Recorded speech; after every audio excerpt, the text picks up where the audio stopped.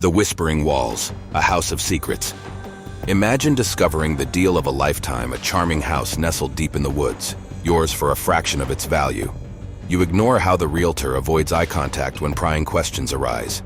Locals refuse to discuss the house, exchanging only uneasy glances. What could possibly be so wrong? The seclusion feels perfect at first.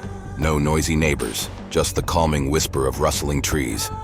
But what you signed up for was a bargain. What you might have welcomed into your life is something far worse, a secret the locals are too afraid to share. The first few nights are blissfully quiet. You begin settling in, growing accustomed to the creaks of the old house until one night at 3 a.m. when you hear it. Faint whispers, soft as a breeze, echoed through the walls. They made no sense, unintelligible, but undeniably there.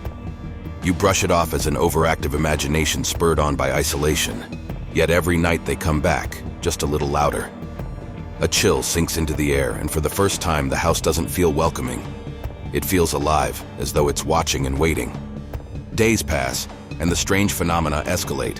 Furniture seems to have shifted slightly, though no one was around to move it. Items disappear, only to appear later in random places.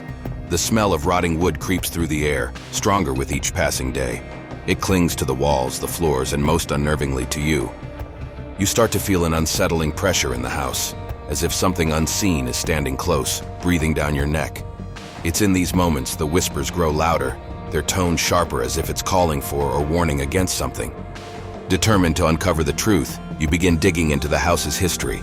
You find fragments of stories, the original owner, lost and never found, and a series of mysterious disappearances linked to the property. Notes carved faintly into beams. Leave before it finds you. Suddenly the whispers evolve. They're not just an eerie white noise, now they're angry, almost desperate. Each room feels colder, darker, as though the walls are closing in. Perhaps the locals were right. Perhaps you should never have come. But the house isn't finished with you, not yet. One evening the whispers fall silent. Relief settles over you finally, peace. But then, just past the stroke of midnight, the house itself groans, a deep guttural sound that shakes you to your core.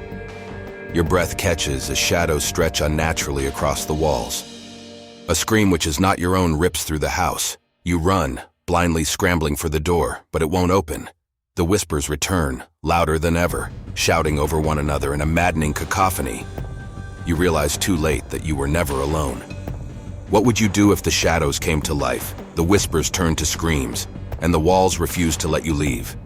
Would you stay, or would you join the long-forgotten souls of the house? A single choice, an impossible escape. What would you do to survive? If this story sent chills down your spine, share your thoughts below and don't forget to subscribe for more bone-chilling tales. Turn the lights off, and we'll see you in the next nightmare waiting just around the corner.